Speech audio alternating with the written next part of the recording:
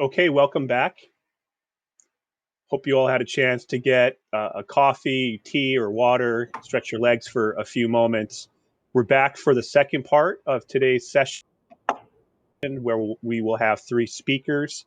I'd like to introduce each of our session. First, we'll hear from Anastasia Alexander, Head of Sector, Merchandise Trade Unit, Statistics Department, Bank of Russia. We will then hear from Christopher Blackburn, who is a research economist at the U.S. Bureau of Economic Analysis in the National Accounts Directorate. And Christopher will be followed by Nicola Mazzarelli, Team Leader, Accounts Methodology, Eurostat. Just want to remind the presenter interpretation to keep to your time allocated, 15 minutes, about 15 minutes for each presentation. And not too fast. Again, that's to account for a smoother interpretation.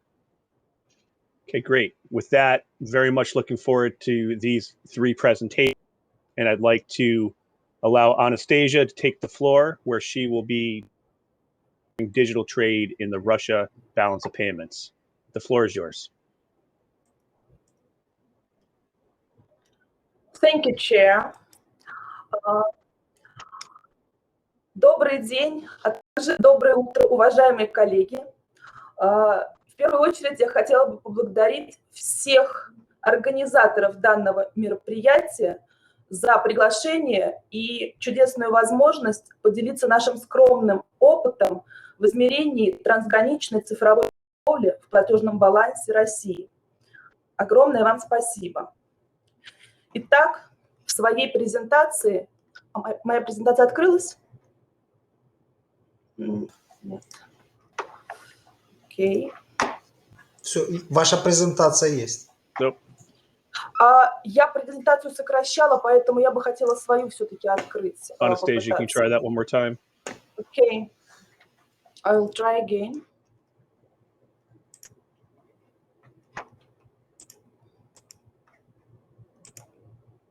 Okay.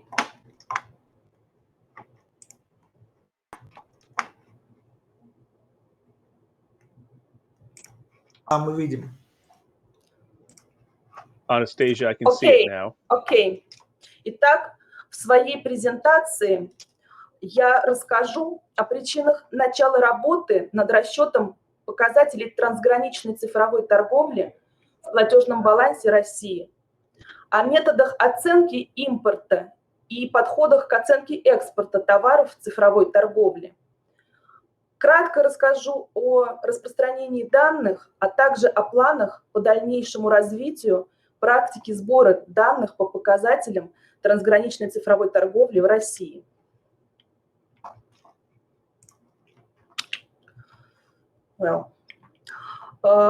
Несколько слов о том, как собирается платежный баланс в Российской Федерации.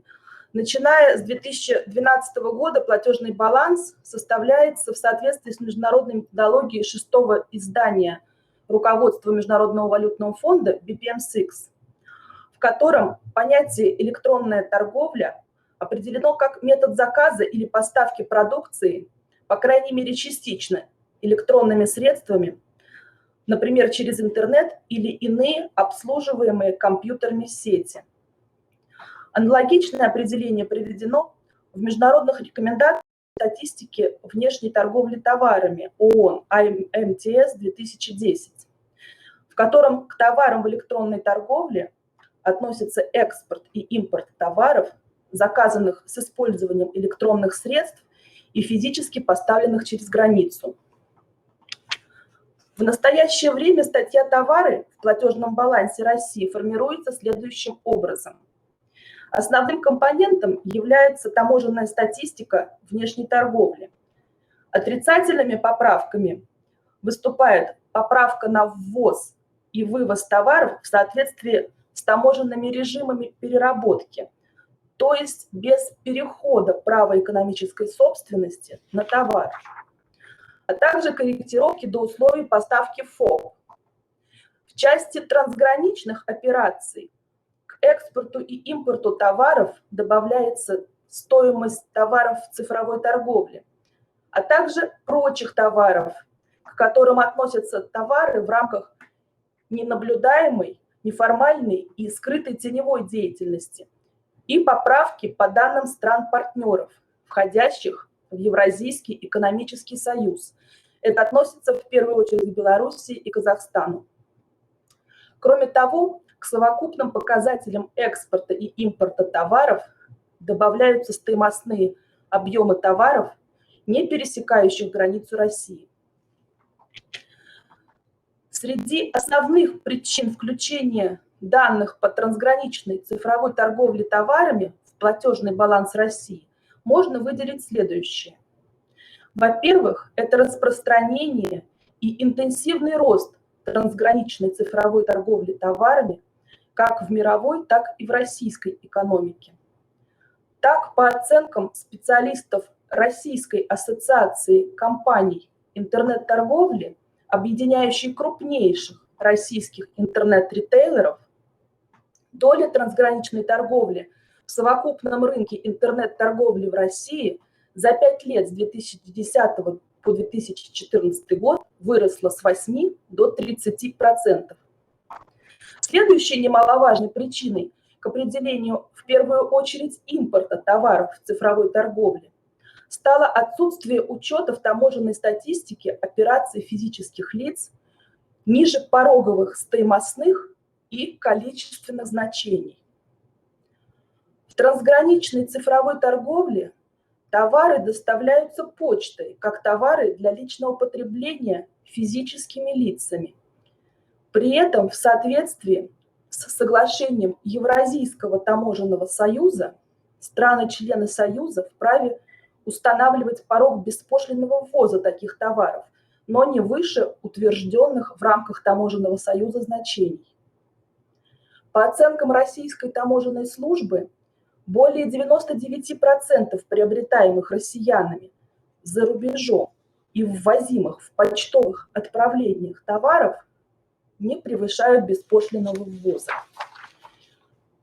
До 2019 года порог беспошлинного ввоза, установленный в России, составлял 1000 евро или 31 килограмм веса в месяц на одного человека. С 2019 года стоимостной порог был снижен до 500 евро.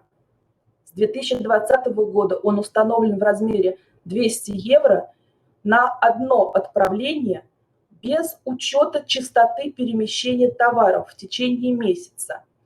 Порог по весу при этом не менялся.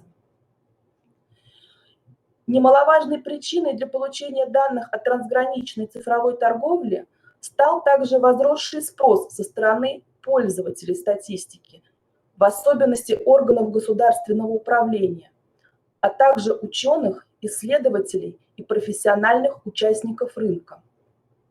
При этом оценки данного явления со стороны аналитиков рынка и профессиональных ассоциаций зачастую имели достаточно большой разброс. Банк России начал оценивать стоимость импорта товаров в цифровой торговле при составлении платежного баланса России с 2011 года. Ввиду отсутствия прямых отчетных данных была использована достаточно простая модель оценки на основе данных административного учета почтовой службы России о количестве входящих международных почтовых отправлений с товарными вложениями. Банк России получает эту информацию ежеквартально в разрезе отдельных видов почтовых отправлений, посылок, экспресс-мейл-сервис отправлений и мелких пакетов. Это отправление весом до 2 килограмм. Оценка средней стоимости одного входящего отправления строилась с учетом экспертного мнения аналитиков рынка интернет-торговли, а также специалистов почтовой и таможенной служб. В результате было принято решение о применении экспертной оценки средней стоимости для одной посылки и экспресс-мейл-сервис отправления в размере $250 США и одного мелкого пакета в размере $50 США. Данная модель применялась Банком России на протяжении периода 2011-2013 годов. За этот период стоимость товаров, приобретенных в иностранных интернет-магазинах, увеличилась почти в 3 раза, с немногим более $800 миллионов США до $2 миллиардов 300 миллионов США. Средняя стоимость одного международного почтового отправления полностью зависит от структуры этих отправлений, среди которых наибольшая доля традиционно принадлежит мелким пакетам. При этом их количество неуклонно росло, тогда как средняя стоимость одного почтового отправления за этот же период сократилась с 95 до $55 США. Такая тенденция могла быть вызвана отрицательным влиянием изменения валютного курса российского рубля к доллару США, а также активным выходом на российский рынок китайского маркетплейса AliExpress, являющегося лидером в самом низком ценовом сегменте. Основными недостатками данного подхода являются сложность оценки средней стоимости одной операции и ее корректировки с учетом изменений экономической ситуации, а также отсутствие информации об объемах покупок, доставляемых частными перевозчиками, и, следовательно, недоучет этой стоимости в импорте товаров в цифровой торговле. С третьего квартала 2013 года в анкету квартального сплошного обследования банков о расчетах с использованием платежных карт были включены вопросы о количестве и стоимости операций по платежным картам эмитентов-резидентов за оплату товаров, приобретенных в иностранных интернет-магазинах. В течение 1 года расчет осуществлялся параллельно по модели и на основе данных обследования. Результаты показали, что данные обследования превышают расчеты по модели оценки на 20%.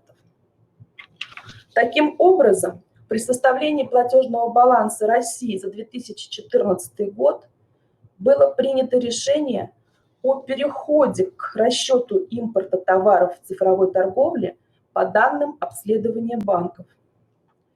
Кроме того, с 2014 года Банк России ежеквартально по запросу получает данные от 3 крупнейших по объемам денежных переводов из России операторов электронных денежных средств о стоимости трансграничных переводов физическими лицами электронных денежных средств и распределения их по целям переводов, в том числе с выделением оплаты товаров.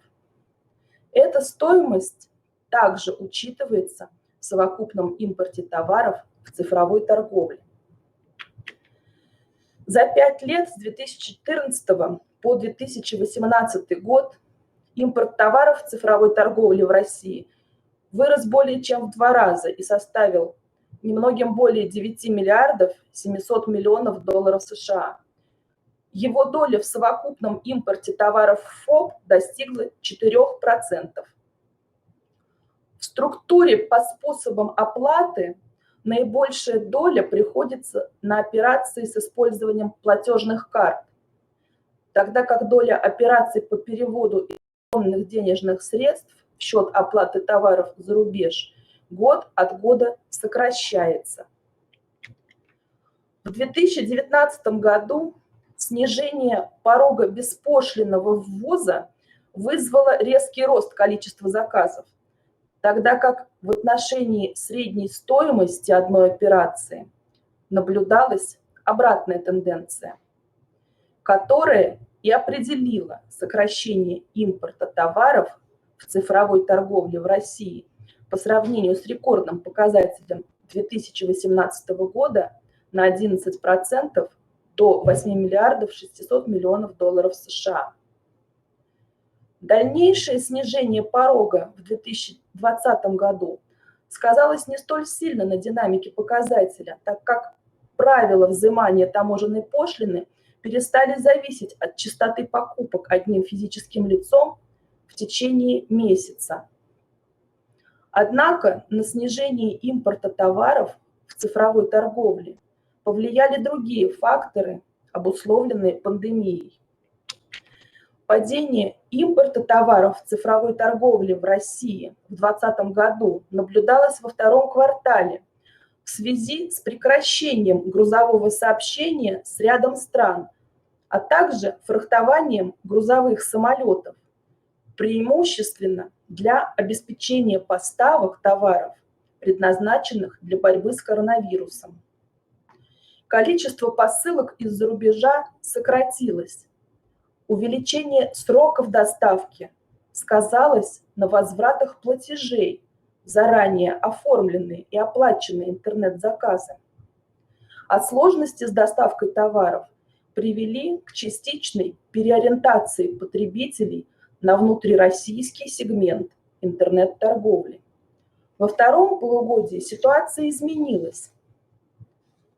Однако в целом по итогам 2020 года импорт товаров в цифровой торговле в России сократился по сравнению с предыдущим годом почти на 20%.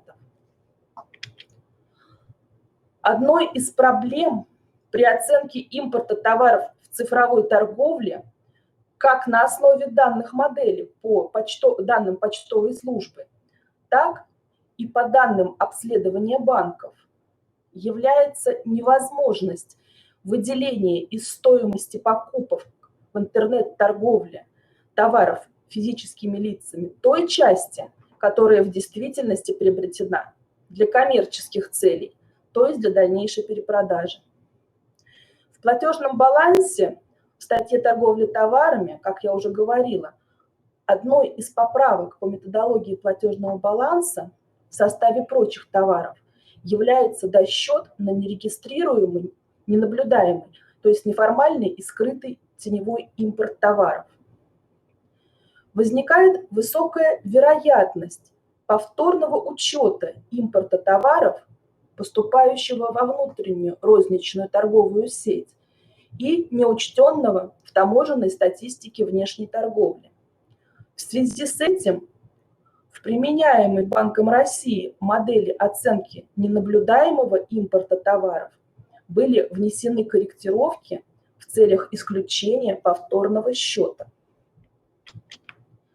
В отношении данных об экспорте товаров российскими интернет-магазинами в рамках сплошного обследования банков о расчетах с использованием платежных карт собираются данные о стоимости товаров и услуг, приобретенных через сеть интернет по платежным картам, имитированным в зарубежных банках, но без разделения объемов, приходящихся в отдельности на товары и на услуги. В целях выделения доли, приходящейся на оплату товаров, в 2016 году было проведено первое выборочное обследование 10 банков с общей долей 95% стоимости платежей по картам эмитентов-нерезидентов за товары и услуги, приобретенные в российских интернет-магазинах. Досчет до полного круга осуществлялся на основе средней доли, полученной по выборке. Данные выборочного обследования были использованы для расчета поквартально за 2015 и 2016 годы. Выборочное обследование выявило достаточно высокий разброс показателя. Доля оплаты товаров варьировалась от 2 до 100%. Однако из-за ограничений по увеличению отчетной нагрузки на респондентов выборочное обследование банков проводится ежегодно. При этом полученная информация используется для актуализации расчета за предыдущий год, а также для расчета показателей экспорта товаров в цифровой торговле в платежном балансе России на текущий год. Следует отметить, что в настоящее время экспорт России товаров в цифровой торговле не является значимой величиной, Его доля в совокупном экспорте товаров ФОП в 2020 году составила немногим более 0,1%, около $300 миллионов США. Данные об импорте и экспорте товаров в цифровой торговле ежеквартально публикуются на официальном сайте Банка России в разделе «Статистика» и доступны последующие ссылки. Кроме того, между Банком России и Национальной статистической службой действует соглашение об обмене информацией, в соответствии с которым данные об импорте и экспорте товаров в цифровой торговле наряду с другими поправками по методологии платежного баланса в составе статьи «Торговля товарами» на регулярной основе направляются Банком России в Национальную статистическую службу для использования в расчете показателей системы национальных счетов и базовых таблиц затрат и выпуск в целях обеспечения согласованности данных всех макроэкономических систем. Следствием существенного прогресса в совершенствовании Anastasia, if you could begin to wrap up, please. Okay. If you could begin to wrap up, we're running short on time. Okay. Следствием существенного прогресса в совершенствовании методологии в части определения концептуальных рамок цифровой торговли, предпринятого в последние годы на международном уровне, к которому в первую очередь относится подготовка и публикация «Handbook по измерению цифровой торговли» ОС РВТО МВФ, стало включение в программу Банка России по развитию статистической деятельности в области макроэкономической статистики на период с 2021 по 2025 год работ по развитию статистики трансграничной цифровой торговли товарами и услугами. Работа будет осуществляться в двух следующих направлениях. Во-первых, это расширение детализации данных по показателям трансграничной цифровой торговли. В настоящее время подготовлена анкета обследования банков для получения данных о расчетах с использованием электронных средств платежа за экспорт и импорт как товаров, так и услуг, в том числе в трансграничной цифровой торговле. Предлагается ежеквартально получать данные в следующей детализации по категориям эмитентов с разделением на физических и юридических лиц и их резидентной принадлежности. Отдельно по видам электронных средств платежа, дебетовым и кредитным картам, предоплаченным картам, электронным кошелькам, в распределении по странам и целевой структуре платежей. Сбор данных начнется с первого квартала 2020 года. Вторым направлением является внедрение в практику новых обследований участников рынка цифровой торговли. На 2022-2023 годы запланирована подготовка анкеты обследования и организация сбора данных о деятельности цифровых платформ в трансграничной торговле товарами и услугами, а также определение подходов к получению данных о трансграничном сегменте C2C торговли. На этом я завершаю свою презентацию. Большое спасибо за внимание. Я ее сократила. Если кому-то будет интересно, то она в полном объеме выложена на сайте экспертной группы.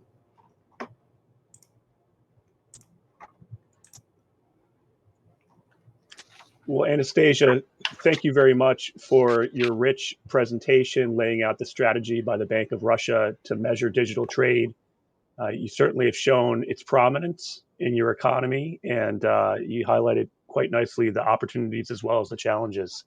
So let's now turn to Chris Blackburn from the U.S. Bureau of Economic Analysis to talk about valuing the data economy using machine learning in online job postings. So Chris, the floor is yours. Thanks, Eric. Can you hear me okay? I can. Great. I'm going to leave my camera off to avoid any latency issues, so I hope that's fine. Is the presentation up now? It is. Great. Okay. Well, thanks again, everyone, for being here today. As Eric mentioned, I am a research economist at the Bureau of Economic Analysis, and today I'm going to be presenting some of my work on estimating the value of data as an asset using a combination of machine learning techniques and a unique data set of online job postings. And as John and Dylan and others have mentioned, there's some convergence within the community on using a sum of costs approach to estimate the value of data as an asset. And part of the work that I've been engaged in is trying to tackle the labor cost component of the sum of cost estimate. And there are a couple of things that I was particularly interested in, especially with respect to occupations that work with data and how we think about estimating the costs associated with data activities from the perspective of labor costs. So these two areas that I'm interested in. The first is answering this question of what occupations actually work with data. And in the traditional approach, we're going to include occupations based on the types of tasks performed, right? So you can think, for example, about own account software. We want to include occupations that are engaged in tasks of software production.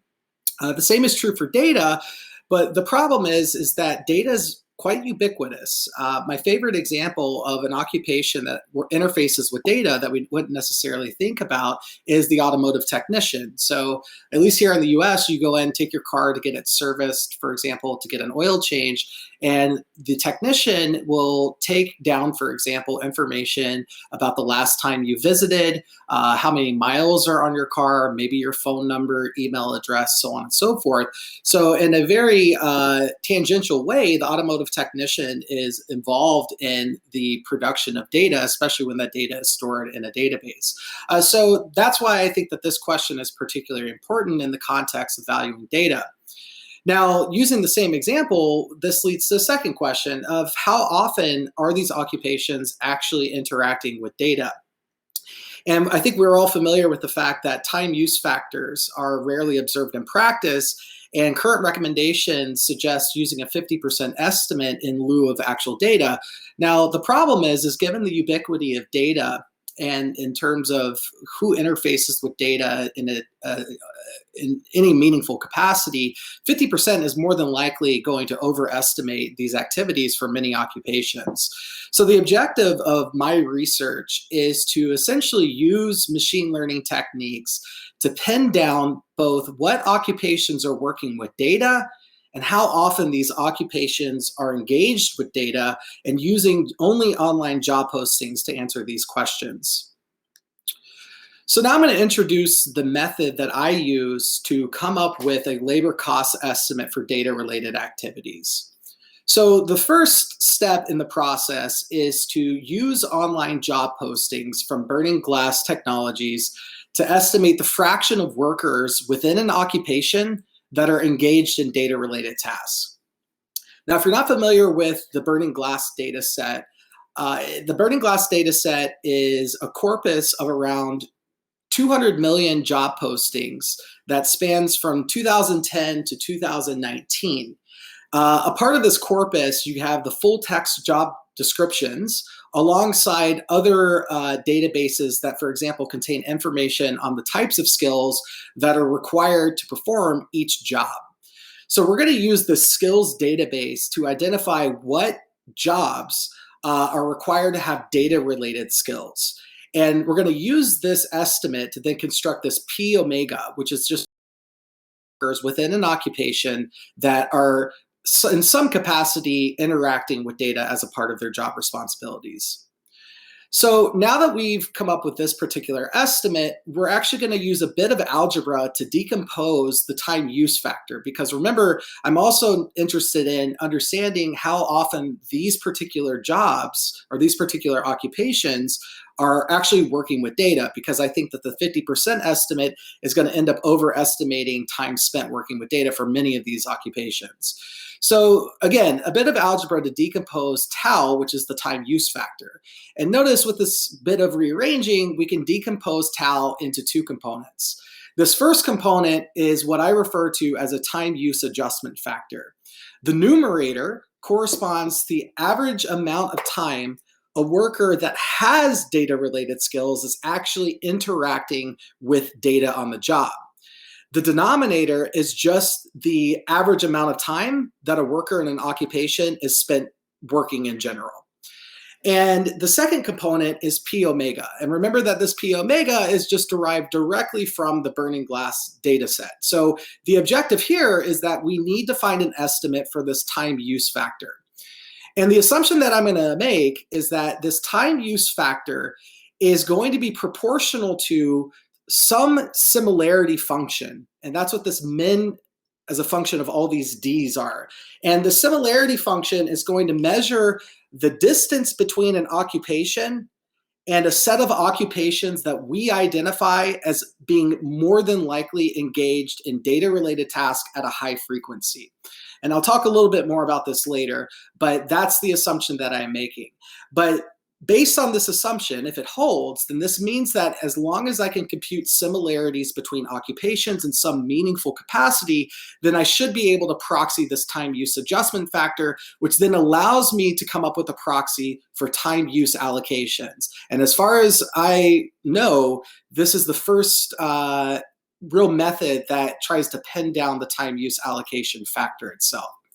So if we combine all this together, then we can actually come up with an estimate for labor costs related to data activities. And here we could just see that now it's a function of this distance function or the similarity function that I just mentioned, the P of omega, which is derived directly from the burning glass data set, and then your typical estimates for wages and salaries. So how am I going to go about estimating the similarity function? Well, we're going to make use of the full text job posting, full text descriptions of the jobs within the burning glass data set. So in order to compare different occupations, I need to actually compare them in some type of metric space. And I'm going to use an algorithm that is going to translate the text of a job posting into a numerical vector. And I'm going to do this for a range of occupations based on their SOC categories. So what I'm showing you here is what I refer to as a landmark occupation vector space. And what you're seeing is the numerical representation of occupations based on what is actually said in the job posting text. And what you can see here is that a lot of occupations that are in the same broad occupational category, which is referenced by the colors, tend to group together in this space. And that is because, for example, healthcare practitioners and technical support occupations, which are in this left-hand cluster on the cluster on the left-hand side, the job descriptions use similar language to describe these types of jobs.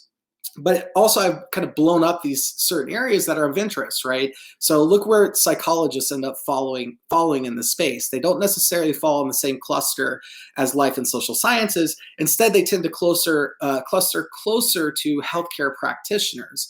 And this kind of just gives you a sense of how this algorithm is taking the job posting text and then converting it into a numerical space so that then I can actually compute similarities between jobs based on what's being said in the job posting themselves. And the idea here is that we want to actually find a distance to these landmark data occupations. And first, we're going to identify what are data intensive occupations. And so what we're going to do is just say, well, let me rank occupations based on the fraction of job postings that requires some data related skill. And the figure in the upper left-hand corner is just showing the ranking of these occupations, these data intensive occupations that we're going to use to then compute similarity metrics. So for example, data entry keyers, database administrators, database architects all rank very highly in terms of their data intensiveness. So then on the right-hand side, I'm just kind of giving you a visual illustration of how I'm computing these distances to these data landmarks. So the orange dot is just some occupation that's in the vector space. And we want to compute similarity metrics. So what we're going to do is we're going to find the minimum distance to a data intensive occupation, and then we're going to use that distance to proxy for the time use adjustment factor. And so down in the left-hand part of this slide, I'm just actually showing you the distance function that I'm using, which is cosine similarity, and how that then factors into the actual labor cost formula that I showed you earlier. So after going through this process of computing similarity metrics, I can just substitute all this in to the standard labor cost estimation. And so based on this method, what I find is that growth in spending on at least the labor components of data-related activities has actually increased quite substantially in the US from 2010 to 2018. So in 2010, the labor costs associated with data activities are right around 125 billion US dollars. But by 2018, spending tops right around 225 billion US dollars. So if I'm not mistaken, that's around an 80% growth over that time period. So the next thing we want to check, and because I think that this is an interesting question, and I think John even mentioned this in his presentation earlier, is how much of this spending is likely to overlap with components that are already contained in the national accounts. So what I'm going to do is kind of get at a first pass here by looking at software development. So in the top panel, what I'm showing is just the change in the number of jobs with either a data-related skill, a software development skill, or that actually have both. And what we see is that we're seeing trends increase in all three components, which isn't surprising given the prolific growth within the data economy more generally. But in terms of the percentage of jobs that overlap, which is actually in the bottom panel, what we see is kind of like a declining trend in the number of data-related jobs that also have software development skills. It's still at a reasonably high number, right around 38%. But I think what's happening here is that what we're seeing is specialization really take off within the data economy. And what I mean by that is that employers are looking more for workers that have one skill or the other skill. And this may be related to, for example, software development practices more generally. So I want to wrap up now. And so here are a few key points that I want to leave up for a moment to give you some insights into kind of where we're going. So we're just using machine learning techniques along with online job postings to really try to pin down this labor cost estimate related to data activities. And we're finding that spending as of right now is probably, at least on the labor cost component, around $200 billion on an annual basis. We've done some work looking at the overlap between research and development and software investment. I showed you the overlap with software investment. R&D is actually still in process. And lastly, I think I just want to conclude by noting that what we're finding here is that data is very ubiquitous, but it's not really as exciting as that we would tend to think about. For example, with these FANG companies, Facebook, Apple, Netflix, Google, etc. The issue here is that data itself is quite mundane, right? We can think about data collected from oil changes, customer call records, or John's email address relative to Joe Biden's. And so the question that I pose here is that, data is everywhere, but the question is really, are companies really using this data to improve productivity or to improve their products? And I'm not totally convinced that that's necessarily the case. So I'm going to conclude there and just want to thank you again for the time and consideration. Thank you. Well, Chris, thank you very much for that. So a couple things that I really like about this. One, you're using some novel data sets and techniques to try to develop a methodology that could be replicated by others. I think that's outstanding and really important in this environment as we think about measurement of data and moving from a conceptual to a practical and best practices around a practical. And also just the fact that this methodology too has a way to determine whether we can improve measurement of other own account intangibles. I think that's quite nice. It brings some rigor to the process, and I think that rigor is much appreciated. So thank you. Okay, now let's turn to Nicola Mazzarelli, who is going to present an overview of the digitalization task team work on some of the other issues that the task team is working on that have not been featured prominently today. Nicola, the floor is yours. Thank you, Eric. I hope you can hear me. I can. And I'm trying to share my slides. Hope you can see them. Can you confirm, please? I can see them. Okay, very good. Hello, everyone. So I'm going to quickly cover all the other topics that the task team on digitalization is addressing and that have not yet been touched today. So this slide provides an overview of the different topics the task team is currently addressing.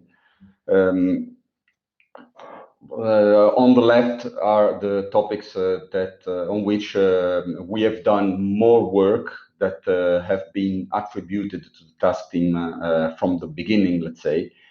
We have already discussed some of them today. So we have increasing the visibility of digitalization in national accounts, mainly through the development of digital supply and use tables. And identification of priority indicators. We have recording of data in national accounts. We have had a very interesting discussion before following John Mitchell's presentation. Then there is price and volume measurements of goods and services affected by digitalization, valuation of free assets and free services, and there is also ongoing work on crypto assets. Topics that we are starting investigating on more recently are artificial intelligence, cloud computing, and digital intermediary platforms.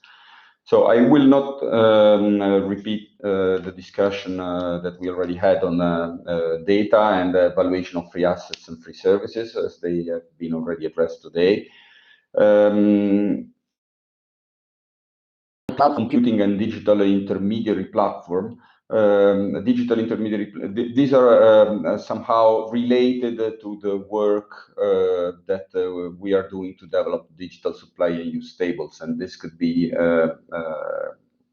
additional detail included there. There are also strong links between the digital intermediary platforms and the work on free products and free services offered through digital platforms. So I will not go farther on these topics. Instead, I will briefly touch upon crypto assets, artificial intelligence, quickly on digital supply and use table, and price and volume measurements of goods and services affected by digitalization. I must say that other people in the task teams are leading on each of these topics. So basically, I'm very briefly summarizing the work that they have been leading and to which, however, the whole task team is contributing. So let's start with crypto assets. This work originates from the fact that we have many different types of crypto assets, and there is no clear guidance yet in the SNA on how to treat them. So we, for instance, can identify different types of cryptocurrencies or crypto tokens. There is a lot of different terminology, different classifications and definitions. And it is also possible, and we witness this frequently, that new crypto assets may emerge, and also new types of crypto assets may emerge. So definitely there is a need to provide guidance on how to treat all these different types of crypto assets. At the moment, guidance is quite well advanced. There is a broad agreement for most types of crypto assets. There is an open issue regarding the treatment of cryptocurrencies without corresponding liability. And the open questions are how to account for their creation. Is this a result of mining activities, or do they just appear like fiat currency? Should they be recorded as financial assets or as valuables? These are created as the activity of miners, but as they are technically called, those who do the computing operations to create these cryptocurrencies. But what is the output of the miners? Is it the cryptocurrencies that they contribute to create, or is it just validation services? And how should this output be valued? And the last question is who is consuming this relevant output? So this, I will not go further here on answering the questions. These are still open questions that the task team is addressing at the moment. The work on artificial intelligence has just started. Indeed, there is a big expectation that artificial intelligence will have a relevant impact on the economy. It is already having one, indeed. At the same time, it is still quite new. There is no common definition. However, there is a common element that is emerging, that is artificial intelligence reflects a machine's ability to respond in a fashion consistent with human reactions.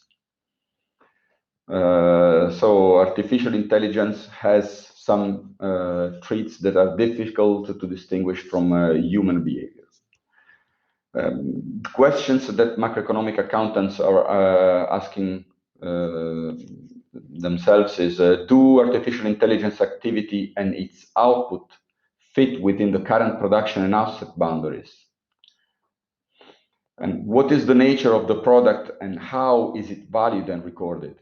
And do the current classifications and set of accounts properly present the artificial intelligence activities to users? So these are some of the questions that we are asking to ourselves. Our initial reflections, but as I said, that the work is really at an initial stage at the moment, is that artificial intelligence is produced, that it falls within the S&A production and asset boundaries, but artificial intelligence at the moment is not visible in the accounts. That is, it is not currently distinguished from software or hardware. It could be argued that artificial intelligence is a unique factor of production, distinct from capital or labor, or that combines both elements. As I said, artificial intelligence has some traits of human behavior. On the other hand, it is not human factor. It's one could say it's software. But on the other hand, so as such, it would be capital. On the other hand, capital normally depreciates, while artificial intelligence may become more valuable with time, as long as it evolves and gathers more data and becomes more knowledgeable. So this is a unique behavior that is not yet covered in the system of national accounts. And of course, there is a strong link between data and artificial intelligence, as data are the food of artificial intelligence to grow. Intelligence. On digital supply and use tables, we have already seen the main elements in the presentation prepared by Ziad and delivered by Eric at the beginning of today's session. So there is a conceptual framework for the measurement of digital economy that is being developed by an informal advisory group on the digital economy under the coordination of the OECD. I will not enter into the details of the conceptual framework that you see schematized here. But you have already understood that it is quite complex. It includes many different levels, many different cells. So it's potentially very informative, but also quite challenging to complete. Nevertheless, I think it is important to stress the overall ambition of this work strand and to describe the current situation. So the digital supply and use tables will help to provide momentum for all of internationally comparable data on the digital economy. They are partly designed to act as roadmaps to help to motivate the development of new data sources. We have seen that at the moment we do not have all the data sources to compile the full set of digital supply and use tables, but Hopefully, once this digital supply use tables are fully approved and become a standard tool, the development of the necessary data sources will also follow. As I said, fully populating the framework at the moment is very challenging, but we should go gradually, step by step. So at the moment, even partially completed tables will significantly help to fill the current information gaps on the digital economy. Several countries have started working on the framework, mainly targeting some priority indicators as a starting point. For instance, output or gross value added and its components of digital industries, intermediate consumption of digital intermediary services, cloud computing services, and total ICT goods and digital services, and expenditures split by nature of the transaction, including estimates of digital trade. The last work stream I would like to inform you about is price and volume measurements of goods and services affected by digitalization. So what are the challenges? Why have we started this work stream? This is because the traditional data sources need to be updated more frequently to capture the rapid changes associated with digitalization. Otherwise, the nominal spending may not reflect the value of these goods in a timely manner, and the price and volume measures may not adequately represent, for instance, a new version of existing goods, that is, quality improvements or new service providers like Uber or Airbnb, or entirely new goods, such as cloud services. So these are some of the challenges that we are trying to address.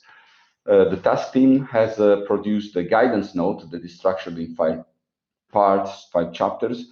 After an introduction to the challenges, there is a chapter looking at measuring the value of output in current prices.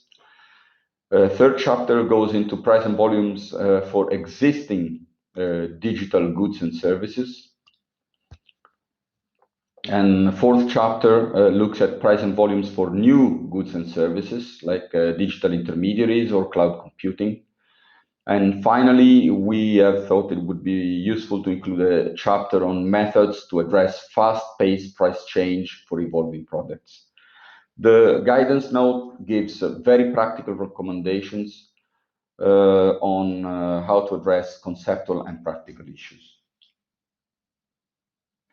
The main open issues that we have at the moment is the treatment of telecommunication services, the treatment of rooms that are rented out in otherwise owner-occupied dwellings, for instance, through Airbnb, and the use of hedonic models for cloud computing services. So this was an overview of the other work streams of the digitalization task team. Here are the credits of those who are leading the work on the different work strands, and I also want to thank all the members of the digitalization task teams that are mentioned in this slide. Thank you very much for your attention. Eric, I give the floor back to you. Nicola, thanks very much for this presentation on the other elements of the digitalization task team agenda. I think as delegates will see, there's quite a bit of work taking place, even if not all of this work has come to fruition yet. So no doubt there's an opportunity for folks that are part of this session today to contribute on this agenda. And so with that, let me just remind our colleagues that you can post to the chat, and I'm going to turn things over now to John Verinder, who will moderate our session. Thank you very much, Eric. I'm sorry, my video seems to have died. Can you hear me? I can hear you, John. Very good. So my video seems to have died, but okay, let's carry on. So I do encourage people to put comments into the chat. We've already got a few. Ligia and John Mitchell have been active already. So starting with Anastasia, there's a question from Ligia about merchanting and the extent to which you have data on merchanting available to you, And how do you deal with the recording of the differences between the date of the purchases of merchanting goods and the dates of selling them? So that's for you, Anastasia, if you could answer that, please. Да, спасибо за вопрос. Если идет речь о поправках по методологии платежного баланса к торговле товарами, по перепродаже товаров за границей, то мы делаем такую поправку на основании данных ITRS. У нас расширенная система ITRS, где банки предоставляют достаточно большой спектр информации о каждом платеже. Мы используем эти данные. В отношении разрыва в дате покупки и дате продажи товара я здесь, честно говоря, не вижу существенной проблемы, потому что в руководстве BPM-6 в отношении перепродажи товаров есть уточнение, что негативный чистый экспорт в рамках перепродажи может быть связан не только с убытками, но также с наращиванием запасов. Поэтому покупка и продажа товаров может быть существенно разнесена во времени. Спасибо. Thank you very much, Anastasia. For Christopher, there are, I think, three points brought in the chat. The first one from Lygia is asking if it will be useful to have a list of the assumptions that are being used in the model, just to see if there's a list of assumptions. John Mitchell has two questions, and really thanks for the presentation. The first one is the issue of useful and non-useful assets. And John draws a parallel with research and development and says, look, let's not worry about distinguishing. Some will have high value, some will have low value. Let's not try and sort of separate them out into two parts. That's his thoughts. And thirdly, from John, any intention to try to merge the labor costs with other costs so that there's a kind of full estimate of investment or expenditure in the field, in data. So please, over to you, Christopher. Yeah, thank you. And thank you to everyone as well. So to the first point regarding assumptions, I think that this is useful. You know, in terms of the methodological assumptions, the algebraic equivalence between the time use allocation factor and this time use adjustment factor times the proportion of jobs that are performing a particular task, that algebraic equivalence it's there. There's no assumptions necessary. The assumption comes in with respect to the time use adjustment factor, and that can be proxied by essentially similarities between the way jobs are described in job postings. That assumption I did validate to some extent, and I did actually find a pretty strong relationship between those similarity metrics and the fraction of jobs that are expected to be performing data-related tasks. So it gives me a little more confidence that we're actually picking up on what we intend to with that approach. As far as the conceptual assumptions, I think that one area that is probably important to mention is the inclusion of an analytical component of the value chain in these estimates. I do include those. I view that as being a part of the data production process. And so those are included, but that being said, the methodology that I've developed actually doesn't preclude the possibility of excluding that particular element of the value chain. And then to segue to John's, I think these are great questions. And my last point, I think, is really trying to hint at the notion of the difference between the actual return to your investment in the view of productivity versus the option value of acquiring the data. So even if we're not necessarily using the data to, for any other purpose other than the fact that we just have that option of using it in the future, I think that that's important to maybe think a little bit more about.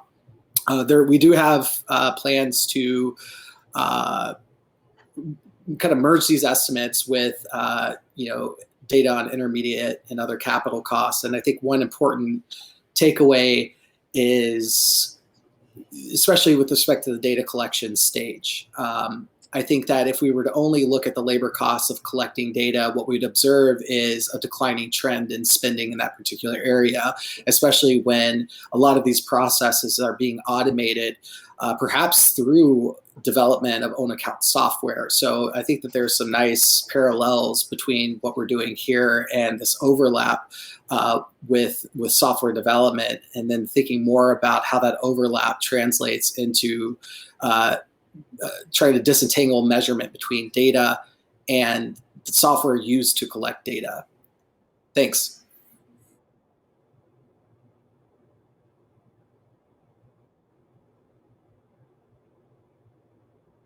Very much, Christopher, for that. And just to encourage colleagues to please do put questions and comments into the chat. Finally, a question to Nicola. I think Lygia's comment was cut in half, maybe.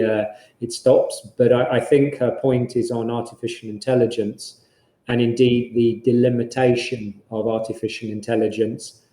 I'm guessing, although maybe Lygia can write the ending, the delimitation of artificial intelligence with respect to software, hardware, and data.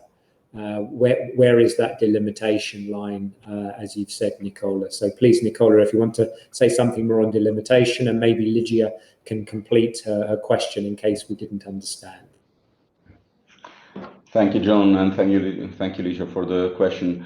Unfortunately, at this stage, I'm afraid that I'm not able to answer this question. As I said, the work on artificial intelligence and our reflections are really at an early stage at the moment. There are many different possible definitions of artificial intelligence that have been proposed. And definitely the task team is going through them, and we will adopt a definition for statistical purposes. Finding, let's say, delimiting artificial intelligence and distinguishing it from software, hardware, and data is one of the challenges that we will have to tackle. We have this very, very clear in mind. The feeling, as I tried to summarize in one of my slides, is that artificial intelligence is already covered in national accounts. The point is to give it separate visibility. For instance, one question is, should we create a separate asset for digital intelligence? I think we will go in that direction, and that will definitely entail also how to practically disentangle it from other assets with which at the moment it may be blurred. I'm afraid that I cannot say more at this stage.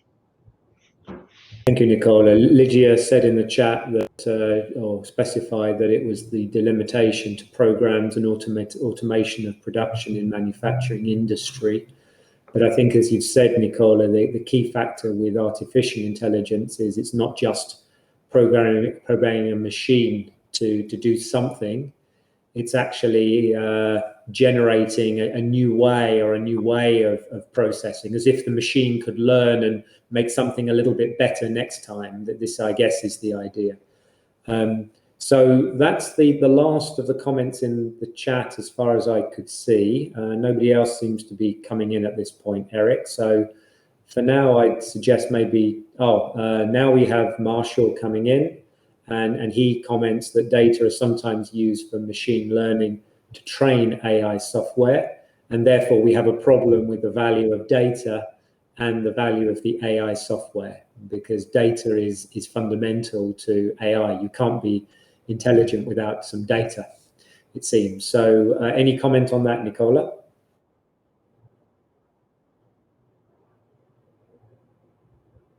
Yeah, Marshall raises a very good point indeed.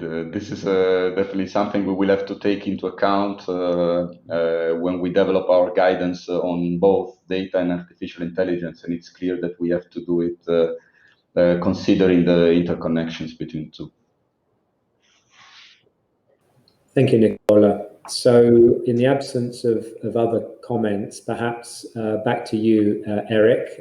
We still have 10 minutes left of the session, but I don't see any requests for the floor at the moment. Please, back to you, Eric.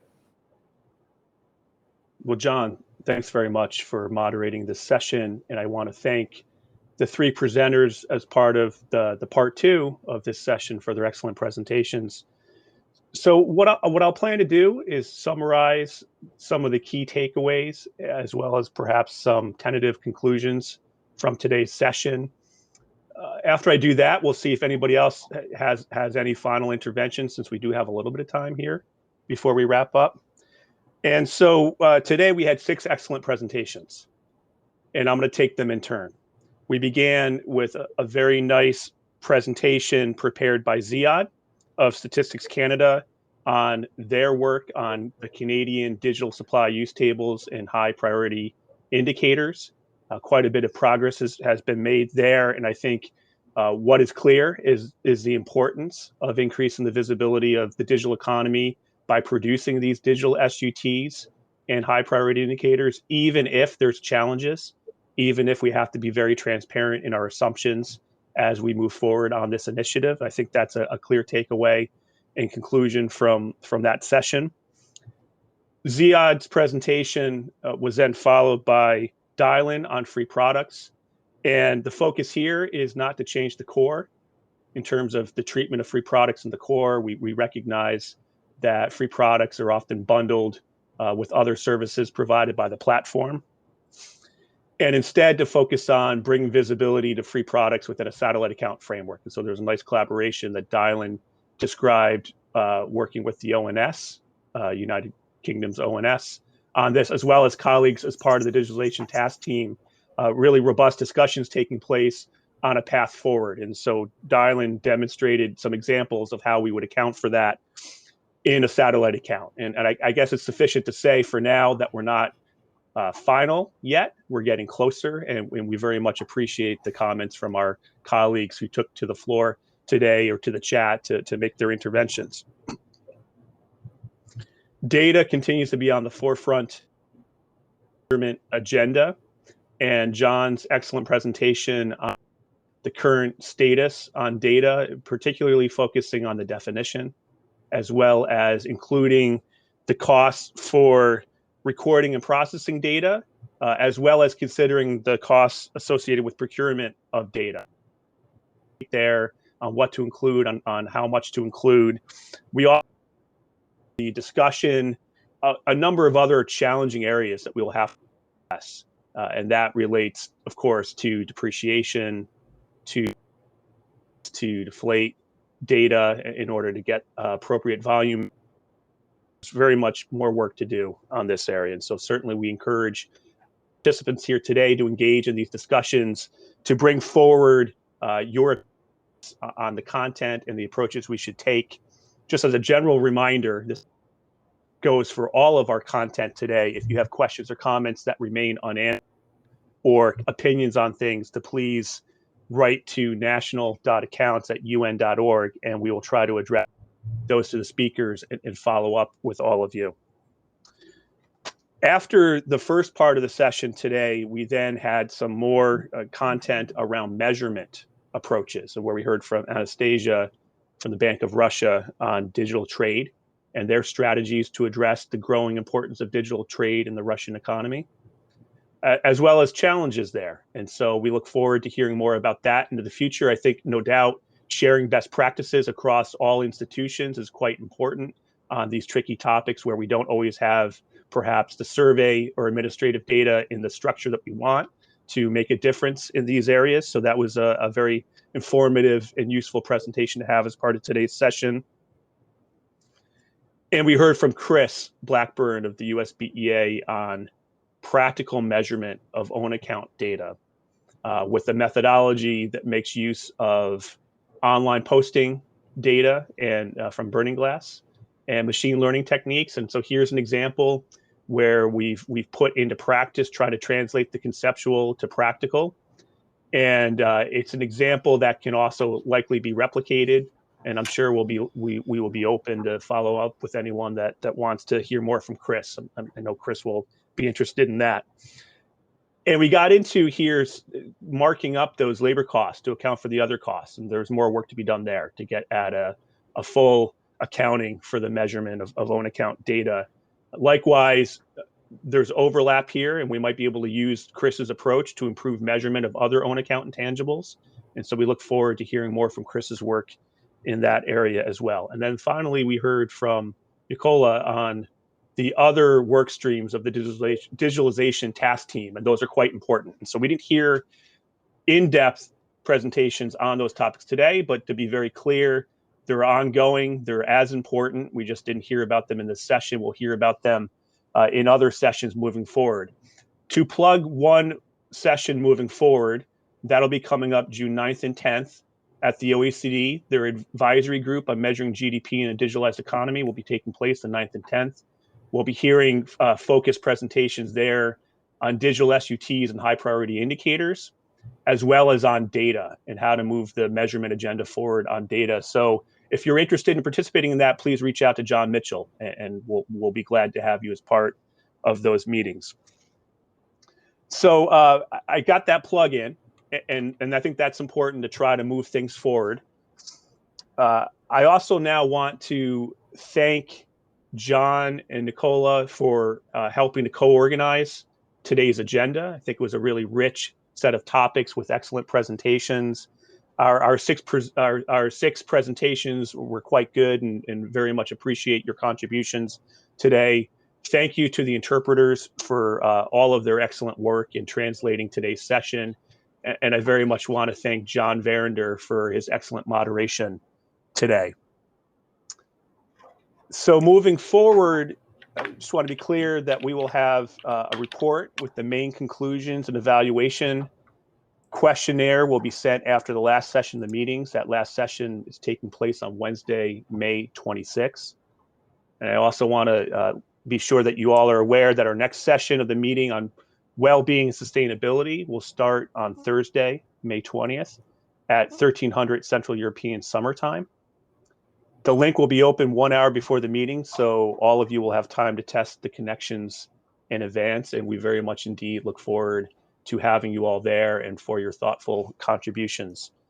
I'm going to check here just to see if anything came in through the chat from John. It doesn't look like it, so I think we're closed on today's session. I do want to turn, before we do officially close, to Teomira or Rami, if they would like to add something.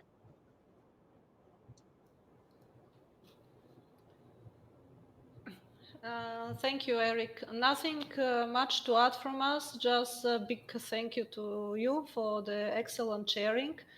You proved you could be a chair, a presenter of your own work, of the work of other countries, picking up questions. So we know now, we just didn't test you if you could do presentations in other languages, but otherwise, if we need to organize a session, we know to whom we turn.